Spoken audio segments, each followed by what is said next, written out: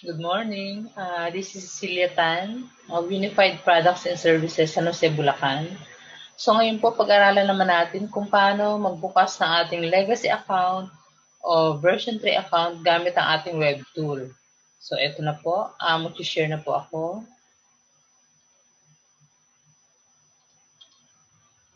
Yan, dito po sa ating Google search, itatype lang po natin ang unified.ph. So ayan po, o unified.ph o Unified Products and Services. Pag lumabas na po siya, enter na lang po. Yan. So loading siya.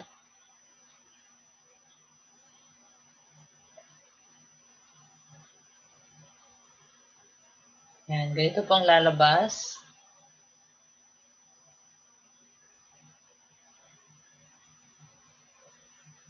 Yan, dito po sa upper right, meron mo ditong login.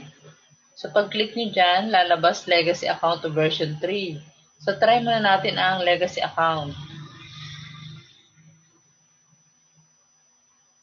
Yan. Legacy account po, yun po yung original login natin namin or version.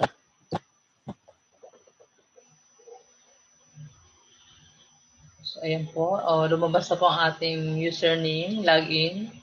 So dito isusulat natin sa username yung ginagamit nating username gamit ang ating mobile app. Yan. Yung aking account sa password.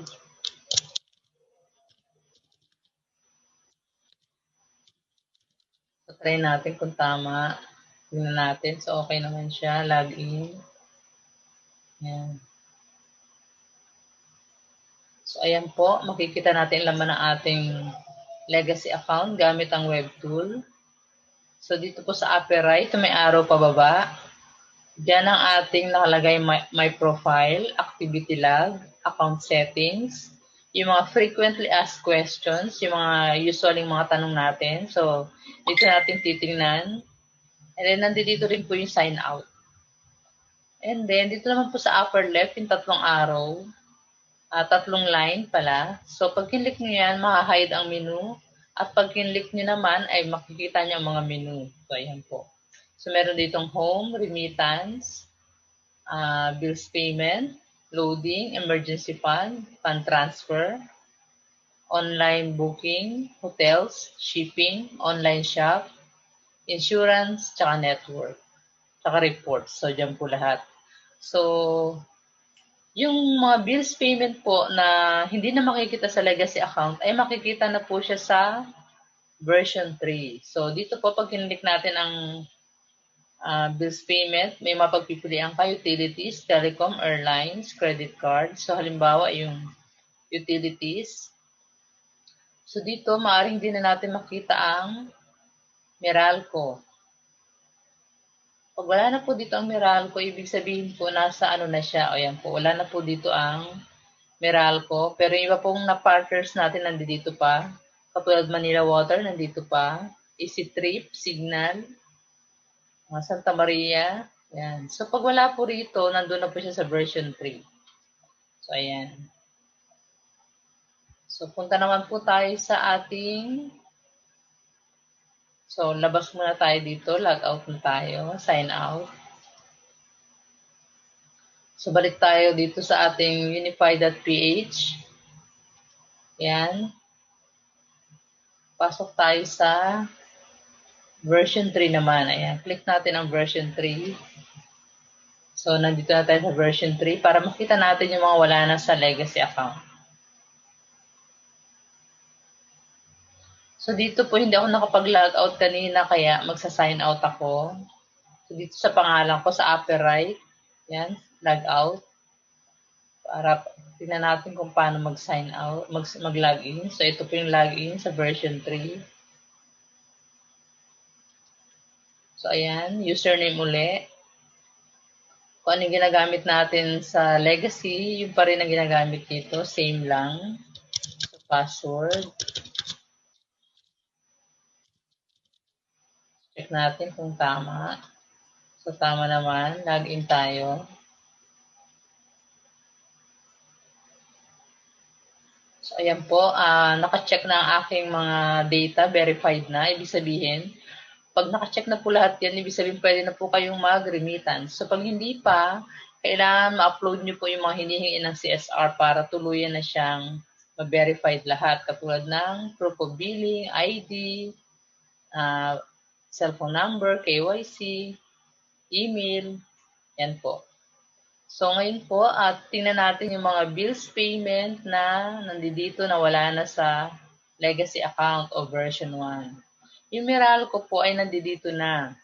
So, ito po ang ating mga pagpipilian. Meron tayong financial services din, water utility, others, electric utilities. So, nandito na po ang Meralco, telecommunication, government, online billers, cable, airlines, schools, tsaka credit card. So, pag wala po rito, ibig sabihin nandun po siya sa version 1 o legacy account.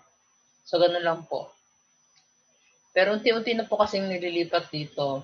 Katulad po ng home credit, yung mga bago, dito na po sa version 3 nilalagay. So, dito ang Meral Electric, tingnan natin.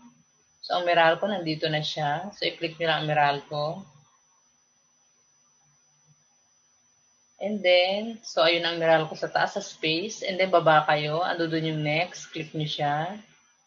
And then, ready na po kayo mag-fill up ng mga data. Katulad na Meralco customer account number, amount, contact number, and then, in-next nyo po siya. Dito po sa amount, aalisin nyo na po ang cents. So, i-round off nyo siya sa nearest peso. Halimbawa, 2475.07. So, gawin nyo na lang siyang yung 2.75. So, gawin siyang 2.76.00. Yan. And then next. So, pag next nyo po niyan, kiklik nyo lang yung agree. And then, transaction PIN. So, dito po, hindi na po transaction password ang ginagamit natin, kundi ang transaction PIN, which is yung 6-digit na number na ibinigay natin nung mag-umpisa tayong mag-register dito sa version 3. So, yun po. So, yan. Nakita na natin kung paano magbukas. And then, sign out na tayo. Dito sa ating name. Yan. Yan. So, sana po natutunan nyo kung paano pumasok sa ating version 3 o legacy account gamit ang ating web tool. Sa susunod po uling video, so ito po si Cecil Tan, Unified Products and Services San Jose, Bulacan. So kung gusto niyo po ng ganitong negosyo, kontakin lang po ako 0939-218-0389 or 0956-187-2033. Salamat po.